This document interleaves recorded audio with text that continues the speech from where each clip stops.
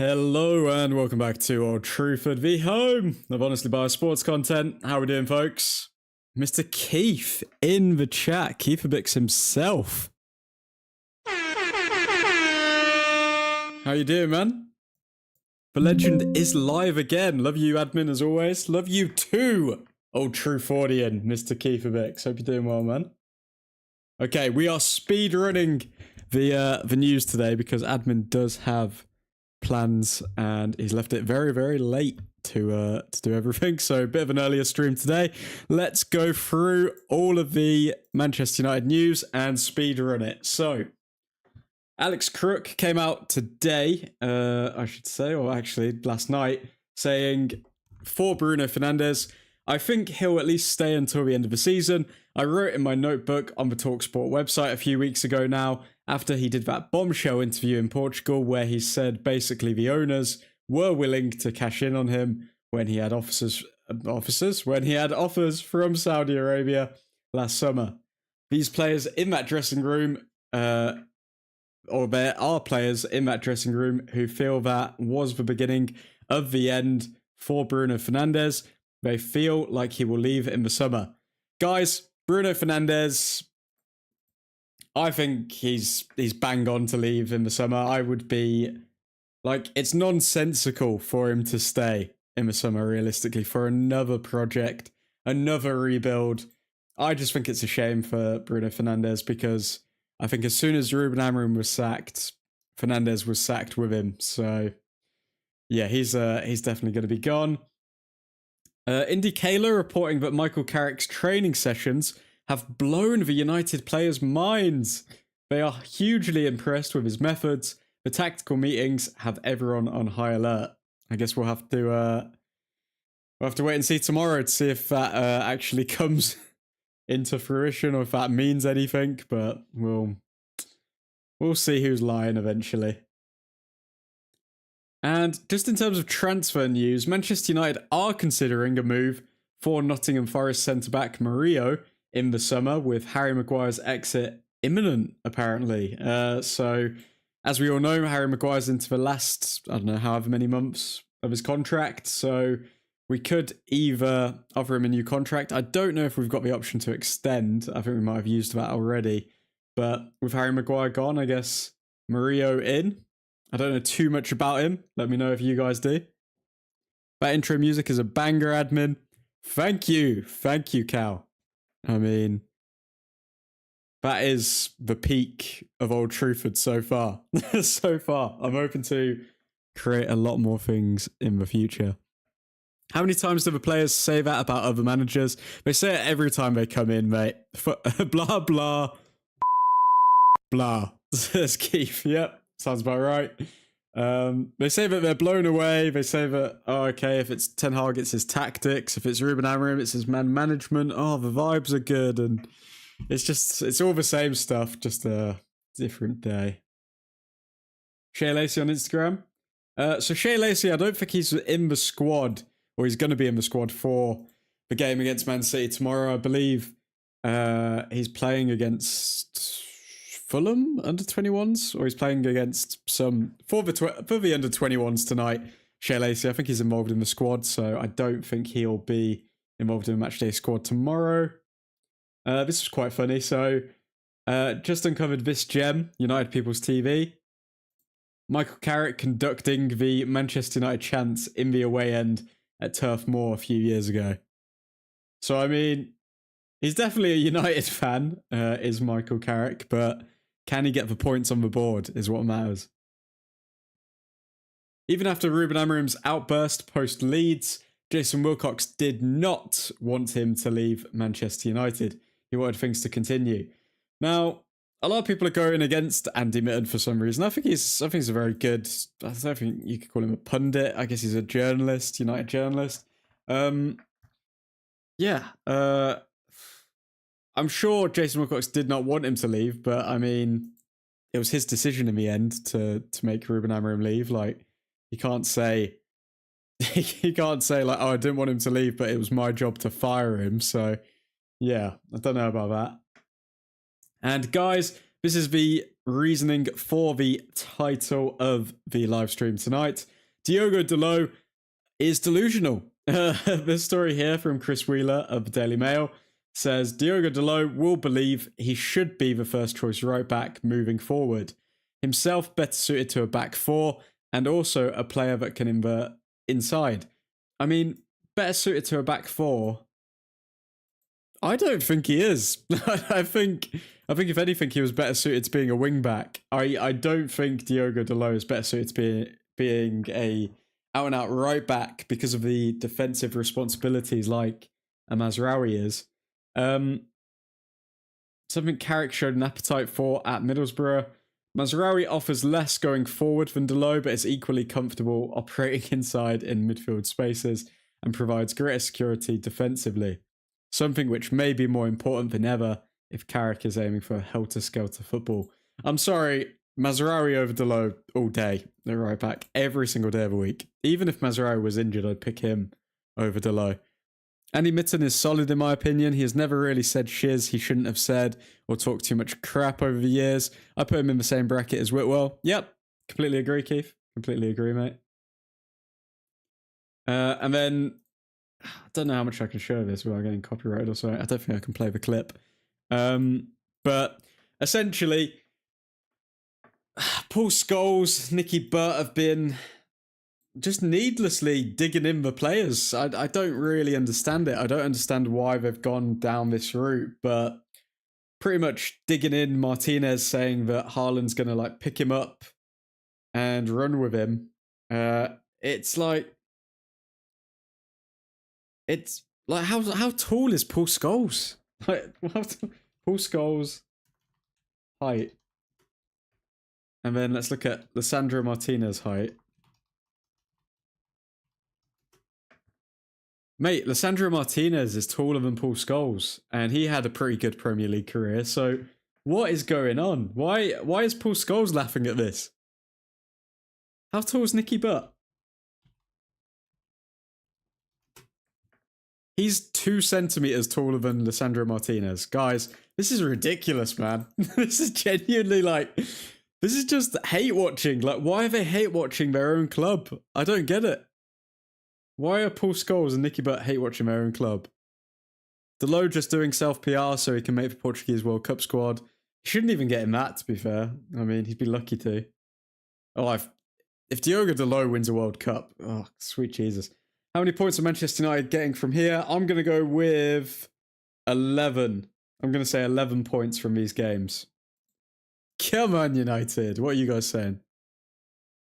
Michael Carrick in the matchday programme against Manchester City. I can already feel the group pulling together and moving in the right direction. It has been a fantastic week. The players have applied themselves brilliantly, and there has been a great atmosphere among all of the staff. Wayne Rooney speaking on Steve Holland here. Steve Holland's a really good appointment as well. I worked with him with England, and he's very tactically good. It's a difficult task, of course, because where Man United where Man United are at the moment is not a good place. What we all want to see is the club getting some structure and getting steadied in this next few months. That's the main thing. He's not going to get everything together over the next few months, but behind the scenes, it will make a bit of difference. I mean, all of the players who have played under Steve Holland are saying that he's a decent coach. I mean, Harry Maguire has to. He's kind of working under him right now, but Gary Neville, again, can we take out? Yeah, Wayne Rooney, I guess, is the only one who's saying positive things about Steve Holland. Keith, you know what is funny about the Butt and Scholes podcast? They talked about Lisandro Martinez as if they are both towering over him. Haaland would run past both Scholes and Nicky Butt too. I know, man. It's just, I just don't get it. I don't get it. I can understand if, like, I don't know, maybe if Roy Keane came out and said it, but Scholes and Nicky Butt. Come on. Come on. Michael Carrick in first team training. I am really excited to see how we perform tomorrow. I'm really excited to see that. I'm not going to lie. Are we going to play on the counter? Are we going to try and dominate possession? Are we going to shiz house our way to a win? Come on, United. Ruud van Nistelrooy will be part of the Dutch national team's coaching staff from the 1st of Feb. He'll join Ronald Koeman as an assistant coach. Good luck to Ruud. The third man who was pretty much forgotten during the interview process for the for the role at United, Ruud van Nistelrooy. Michael Carrick, we're welcoming Pep Guardiola and Manchester City in a very important match that offers a fantastic opportunity for a fresh start. These are the matches you live for at this club, whether you're a fan, a player, or a member of staff. I mean, we have not lived for these matches for a long time. It just feels like we've been a punching bag for a long, long time, if we're being honest. Having had the privilege of representing you at Old Trafford and around the world, I know the impact your support has on the team. Your passion will carry us forward. We need to stick together and fight for each other to take Manchester United where we all want it to be. Well, the players on the pitch are the ones who dictate that, mate. I mean, there's so much we can do. And then we've had Roy Keane digging into Johnny Evans. But listen to this, guys. I actually kind of agree with Roy Keane. Like, he's actually making a decent point here. Some people will say, oh, yeah, he's being overly critical. I mean, what did Johnny Evans do to anyone? Insert the 50 Cent meme, where it's like, what did I do? Keith, Scholes is the exact same height as Martinez. No, he's smaller, mate. He's genuinely smaller. The fudge is he talking about? Show me Scholes' stats of aerial duels, and then show me Martinez, please, admin. Mate, I don't think we even need to go into that. I think everyone can see. I feel as though Scholes and Butt kind of have to say controversial stuff because they know that their podcast just doesn't pull as much views or as many views as the overlap, and they just don't give a shiz. I honestly think they don't give a shiz.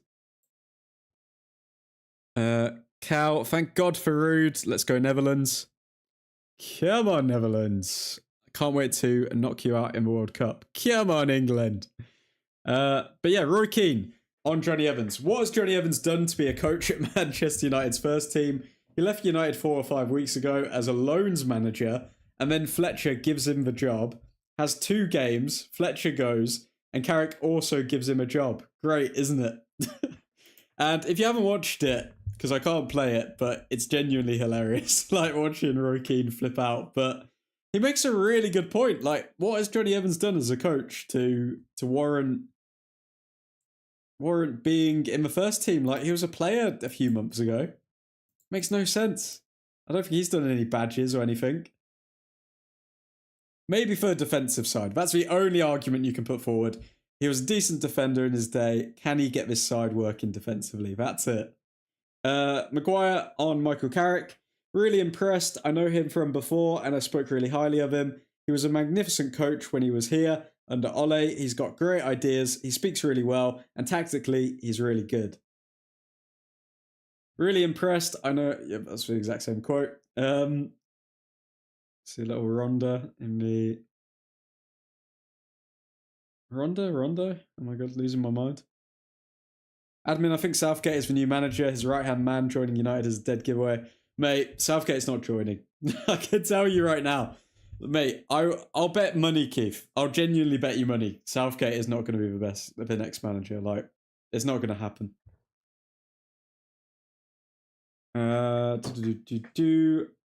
Casemiro can trigger a 1-year extension in his Manchester United contract by starting 35 matches this season, meaning he would need to start every game from now on, which is considered unlikely. Can you imagine Casemiro literally like limping into office on the final game of the season just so he can get that 1-year extension on that juicy contract? This is a bit of a nothing burger when it comes to news because it's a funny clause to have in his contract, but at the same time, I think it's only getting released now because we know that that's never going to happen.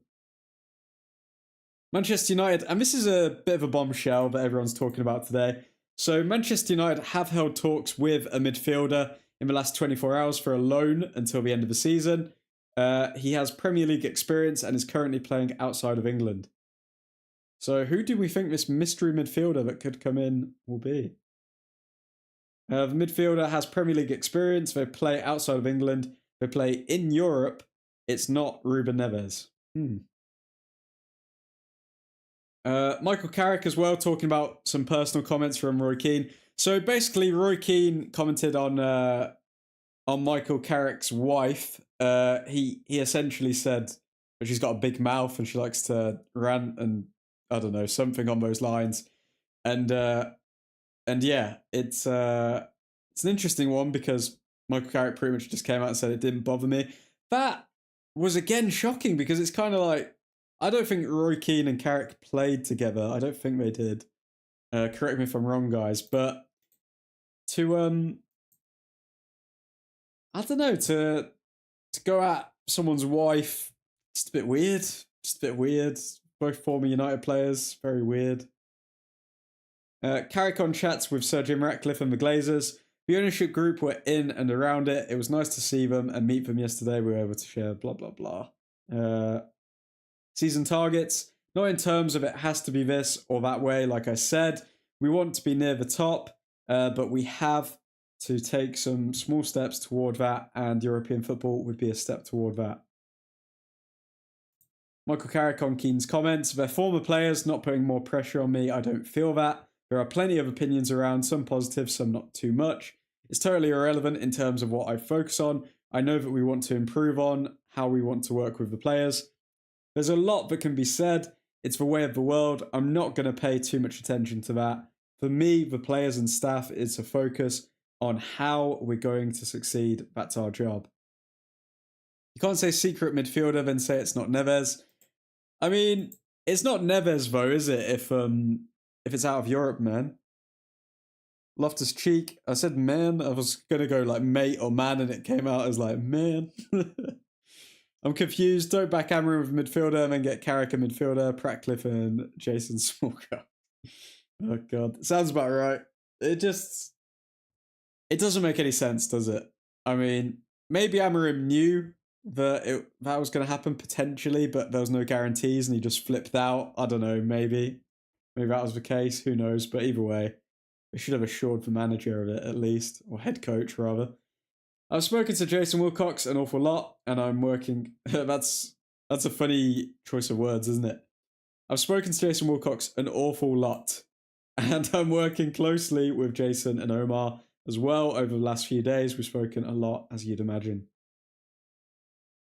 Mbuemo and Ahmad are set to return to the United squad tomorrow against Manchester City after 32 days since AFCON. Both have trained well this week. Shea Lacey and Mantato are expected to be involved with under-21s tonight against Fulham. Carrick speaking about De Ligt, so the forgotten man, Matthijs De Ligt. Matthijs De Ligt has been carrying a bit of an injury, a bit of an issue, but hopefully we'll get him back in some time soon. It's been a little bit slower than what they thought previously. I mean, at one point we thought it was just a knock. Now it's like 2 months, isn't it? It's approaching 2 months since De Ligt started. Harry Maguire on the sacking of Ruben Amorim. There is no excuse. We must take accountability. When a manager leaves or is criticised, it's because the players have not been performing well enough. Yeah, I mean, he says the right things, but I mean, not his fault. He wasn't really available. He was injured, but still disgraceful. Let's be real, admin. We are getting blitzed tomorrow. I mean, I'm hoping Michael Carrick, who is a genius midfielder, can solve our midfield issues somehow. But let's see. I think Steve Holland will really help us improve our defensive record. So Harry Maguire backing Holland. Manchester United's home game versus Crystal Palace has been moved to Sunday 1st of March due to the Europa Conference League playoff. That's right, Manchester United are having to move their fixtures because of the Conference League. That is the state of this football club. And finally, I think it's Harry Maguire and Steve Holland. I think it's a great appointment. Steve is really experienced. He was magnificent for England. I worked with him for 6 or 7 years. He drilled us all really well. We defended really well. He has a great record. Also, who is Steve Holland again? So Steve Holland was Gareth Southgate's assistant coach, I believe. So I mean, that is a decent track record. Getting to how many finals England did. I'm not saying that he's a terrible coach. We can't say he's terrible, but yeah, a lot of people think that he is going to improve our defensive record, and hopefully that is the case. Edvin, good to see you, man. Might be a stretch, but Neves' agency is listed on Transfer Marked, and the players they employ. If it's not Neves, it could be another mid in their books. Could be. I mean, we are getting into conspiracy theory territory here, but definitely that is a shout. I'll have a look. In football stats, who is he? In football stats, who is Steve Holland? I don't know what you mean. He's got England to a lot of finals. And also he was obviously a coach at Chelsea, and I think he was around like Mourinho's time, around Gus Hiddink's time. He's raved about at Chelsea. I think he's very highly rated by Chelsea and the England setup. So I don't think it's the worst appointment to bring in as like a assistant coach. And then we've got Jonathan Woodgate, who is was a generational defender. So we've got 3 defensive coaches and Michael Carrick. So if we can't keep a clean sheet after appointing all of these, then sweet Jesus. But they have Yamal Lamine to United confirmed. I mean, we said it first. You said it first, Edvin. Old Truthford called it. But folks, I do need to leave you and love you. Hope you all have a delightful evening or delightful day wherever you are. Special shout out to the members, Mr. Kiefer Bix, Mr. Ethan Johnson, Nick, the Dutch Destroyer, and Mr. Matty Scott.